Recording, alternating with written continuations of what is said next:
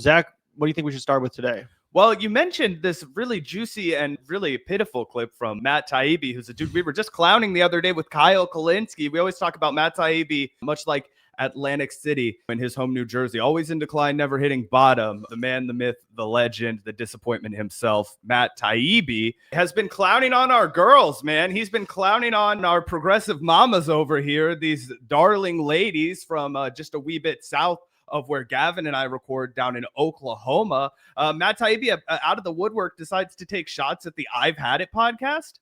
Yeah, this is completely random. And obviously we were just talking about Matt Taibbi because he was just giving shit to Kyle Kalinske totally out of nowhere over an edgy joke, rather than actually doing his job and like reporting on politics. He's just like nitpicking other commentators that are to his left online, again, including people like Kyle Kalinske over an edgy joke. And now, yeah, Gin and Pumps over at the I've Had It podcast, which has become one of our favorite shows over here at the Vanguard. I've started just tuning in casually. I really enjoy their conversations. I really enjoy their interviews too. They're great interviewers. But either way, it was pretty funny to see Matt Taibbi taking a shot. If you want to pull up this tweet, Zach, and then we have a video as well from his recent podcast episode. But yeah, it's pretty weird to see this fixation emerge as he gets more and more triggered by commentators to his left that are more popular than he is. Yeah, absolutely. And if you read it, I didn't pay for it. I used to be a paid subscriber to TK News. Actually, guys, I was one of the first subscribers to Matt Taibbi's Substack. For the real heads, the people who have been following Matt Taibbi's career for a really long time, they know that when he first went to Substack, at least by my recollection, the first time I ever saw him publish anything on Substack was to do a serialized book that he was doing on the business secrets of drug dealing. And he thought that because he was working so closely with an active drug dealer, he wasn't going to be able to publish it. I think he later on down the road did, but it was a serialized chapter by chapter sort of publication. And I remember being super into that. I thought it was awesome at the time. I paid. I was like, take my money, Matt. He had me as a subscriber on Substack for like 2 or 3 years after that. And then he had his weird pivot and I had to cut the cord. But yeah, this is just a lot of him complaining about how they're angry about the patriarchy and that if you're the kind of person that can find joy in the patriarchy like him, then you're their enemy and there's no place for you. It's just bitter resentment, grouchy, divorced old guy energy from Matt Taibbi. Yeah, totally. He says, life is a lazy Susan of shit sandwiches by I've Had It podcasters Jennifer Welch and Angie Sullivan is an unintentionally fascinating book on the Rosetta Stone of misery culture.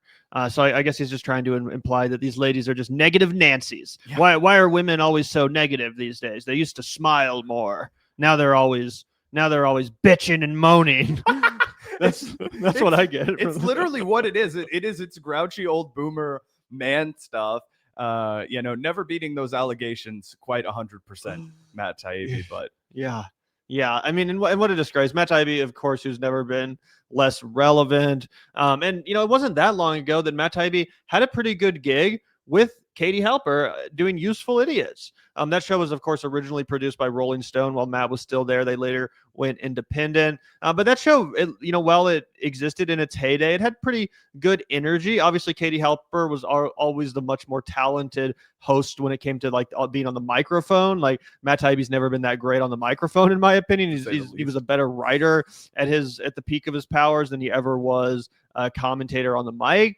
But at least back in that day, his show had some relevance. They would get some interesting guests, and it had decent viewership.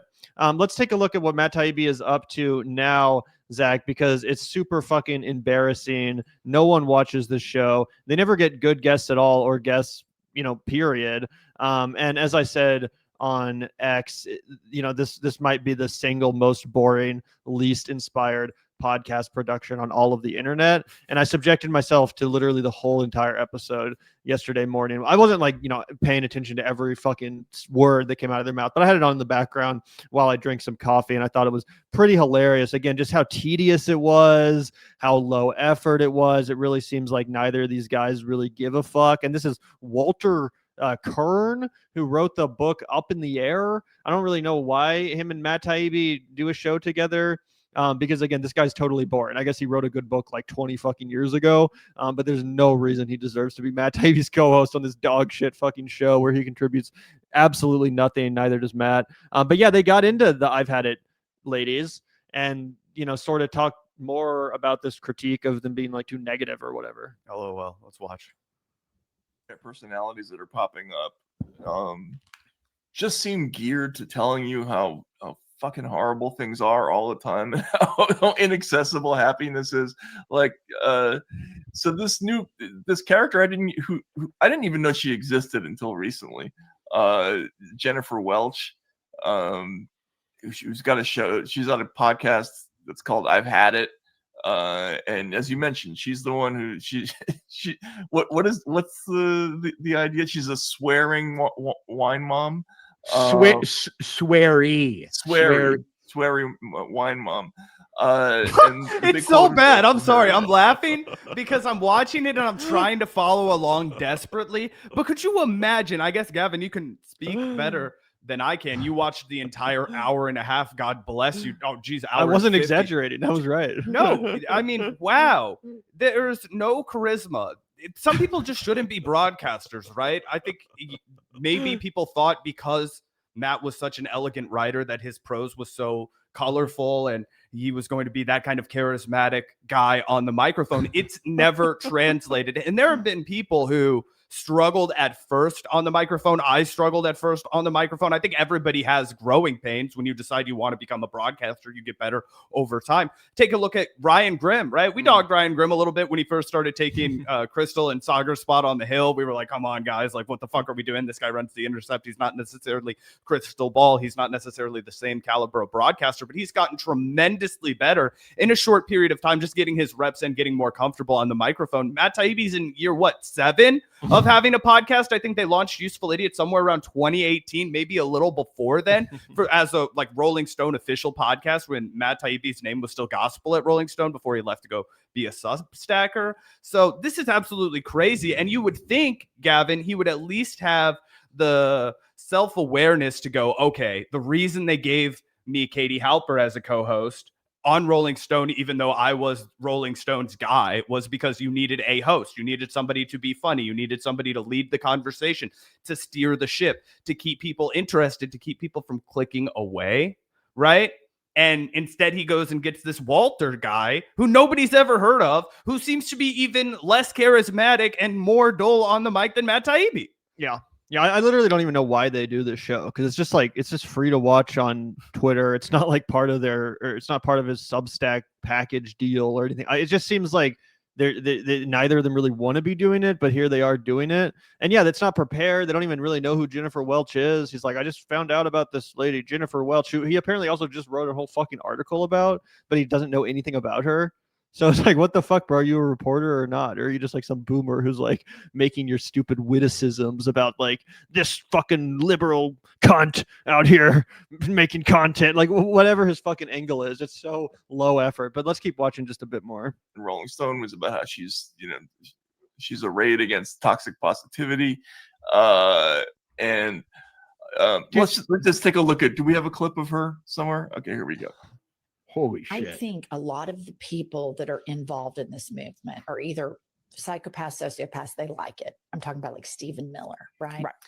And then you've got people that are religious addicts. And you guys, that is a real thing. Oh. Like somebody can be an alcoholic, somebody can be a drug addict. A lot of people are religious addicts or plastic surgery addicts. I've heard about those too. Religious addicts, like all addiction, like all addicts, sabotage things. Their default setting is to break things and create collateral damage. And I think even on the Supreme Court, we have some religious addicts. And I think in the administration, we have a ton of religious addicts, Mike Johnson, etc., Marco Rubio.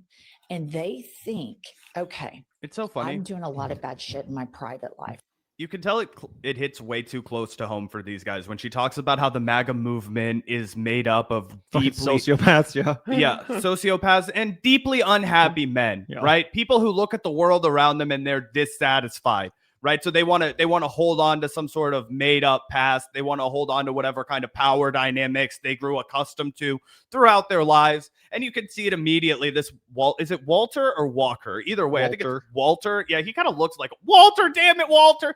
This guy, he's immediately trying to take shots at her for having plastic surgery. It's like, bro, you reek of desperation, bro. You would be clamming up. This woman is way hotter than you and probably about your same age, just aged way more nicely. And it just gives divorced dad energy, right? It's like, who is this, loud, Totally. crotchety lady? Like, why is she complaining about the way things are? Only I'm allowed to complain about the way things are. Yeah, why is she accurately, making accurate observations about the political side of the aisle that I'm on?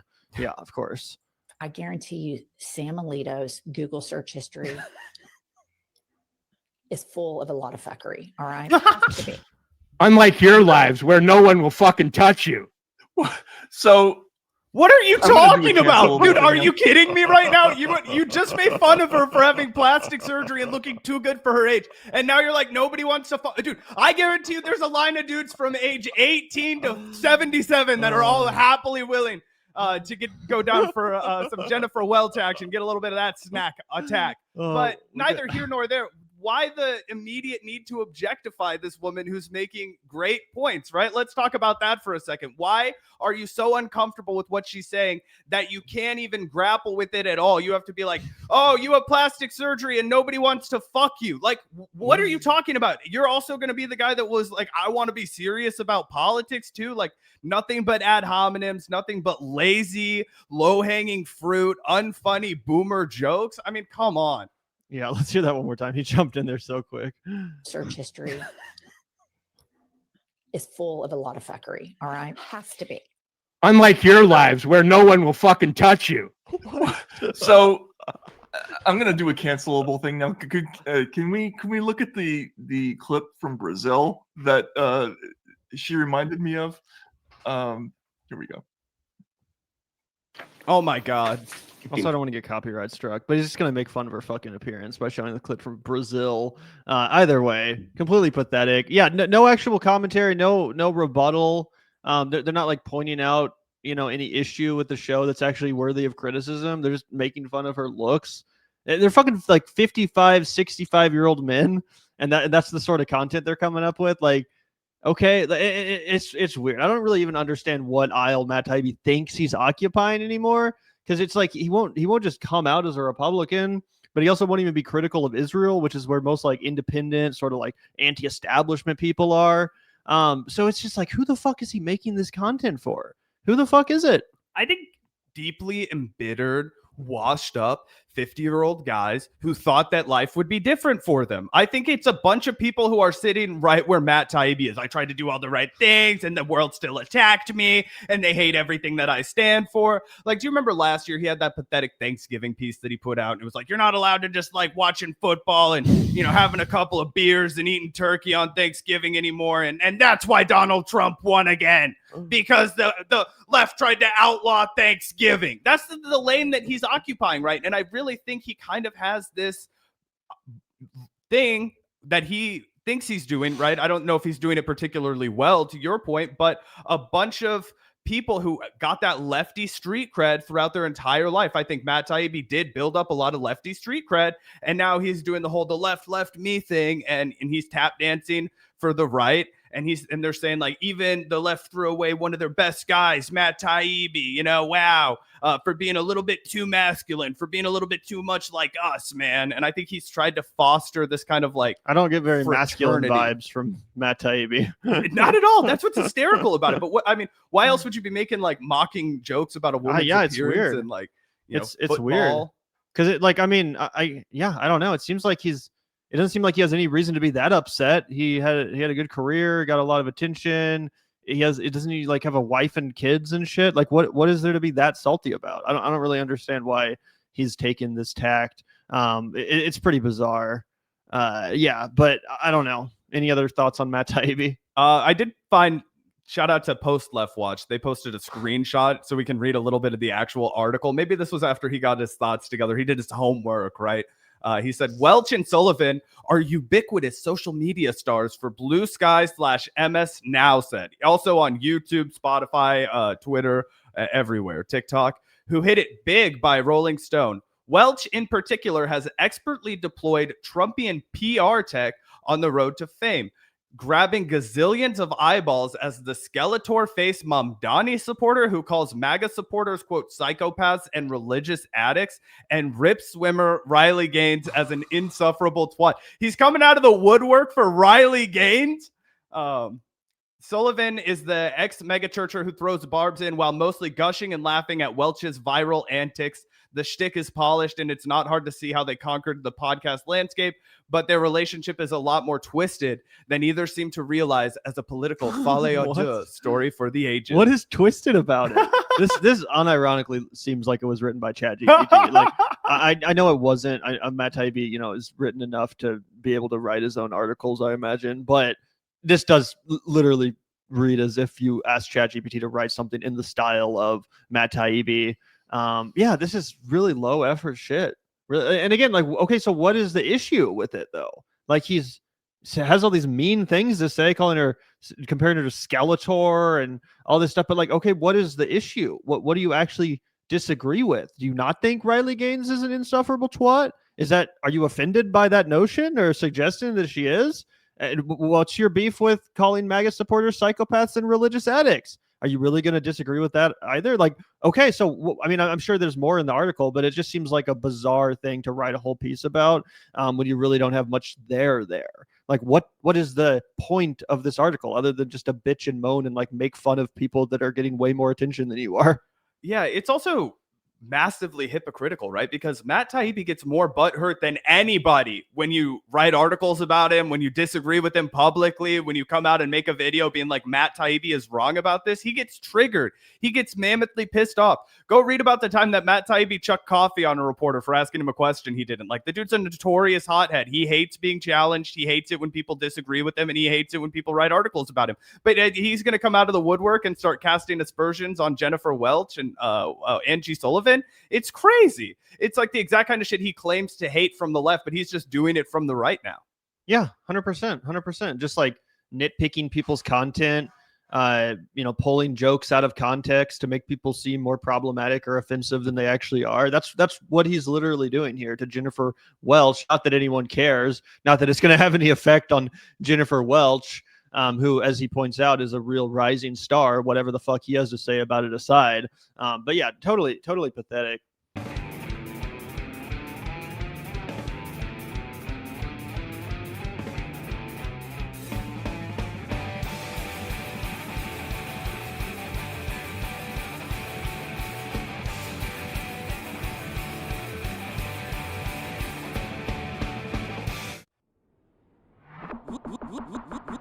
Look out the door if you hear an ambulance.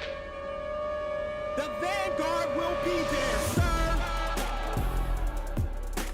The Vanguard will be there, sir. The Vanguard will be there, sir. The Vanguard will be there. Be there. The Vanguard will be there.